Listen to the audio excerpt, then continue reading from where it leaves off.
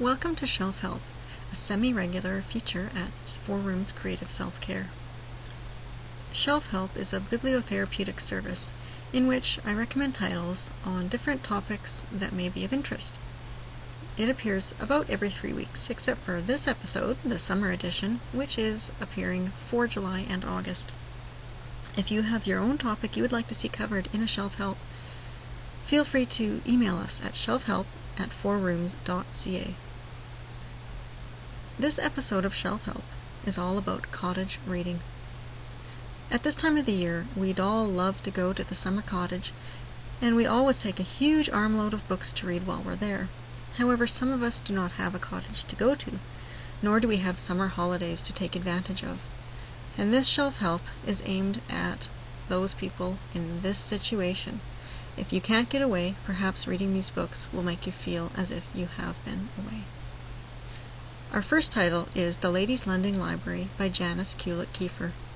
This book is set in 1963 and follows a group of Ukrainian Canadians on their regular holiday at Kalina Beach. The women of Kalina Beach all know each other very well, and they spend the week with their children in their cottages, with their husbands coming up on the weekends when they have time off work. When the men come, it always upsets the regular routine of the week and makes it feel more like everyday life than a holiday.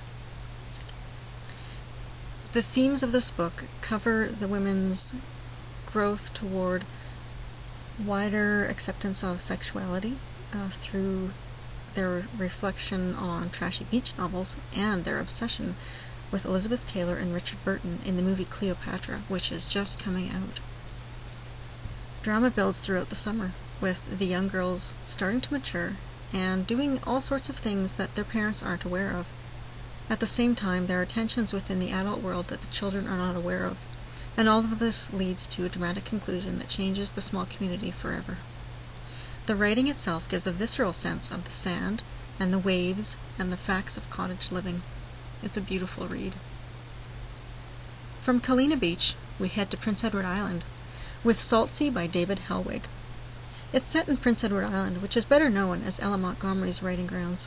However, David Helwig uses his skills to create a modern, more realistic Prince Edward Island experience. His writing is beautiful, and he's able to evoke the beach grasses and the dunes and the animals, as well as all of the characters.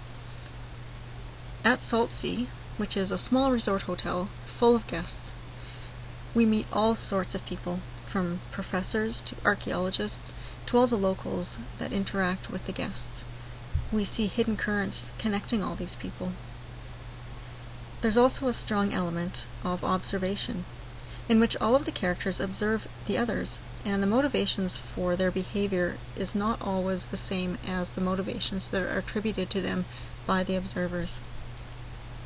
It reveals that people live their lives with the same complexities on holiday as they do when they're at home in their regular, everyday lives. From Prince Edward Island, we're flying over to France with The Green Gage Summer by Rumer Godden. This book was written in 1958 and was filmed in 1961 by the BBC. This follows a British family that is vacationing in France. It's 4 children with their mother. However, their mother falls gravely ill and is placed in hospital and can't be moved. So the 4 children end up at a nearby hotel run by a very strict madame. She's not too pleased to have 4 unattended children in her care, and the 16-year-old becomes responsible for her 3 younger siblings. But at the same time, she's experiencing her first serious crush. Unfortunately, that crush is on Madame's lover. There are all sorts of things happening in this book: passion, betrayal, deception, crime, even murder. It's quite a romantic thriller of sorts. It shows that this summer they are completely separated from a normal life, and things happen that would never happen in everyday life. The French setting and climate reveals and reflects the overheated summer that these girls are experiencing. The writing itself is drawing parallels between the green gage plums that are ripening in the orchard and the young girls moving from teen to adult behavior. And from France, we come back to a colder New England with Wish You Were Here by Stuart Onan. This book is about a family that is gathering at a cottage they've had for years.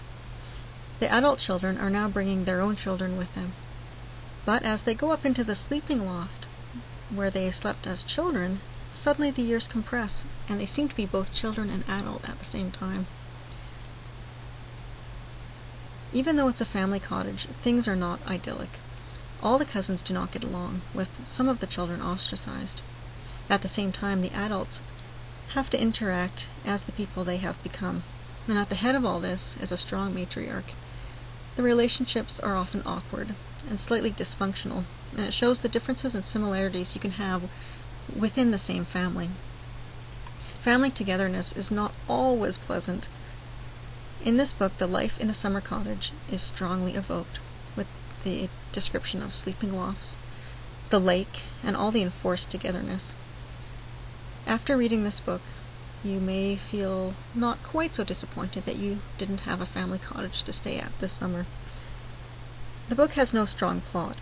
It's basically a description of a family's experience in the summer, and at the end they all disperse back to their everyday lives. Well, I hope some of these titles will give you the feeling that you have been on holiday, and give you a mental holiday instead of an actual one, if necessary. After reading these, you may be feeling happy that you are on a mental holiday, or grateful that you weren't on a real holiday. Thank you for listening to Shelf Help.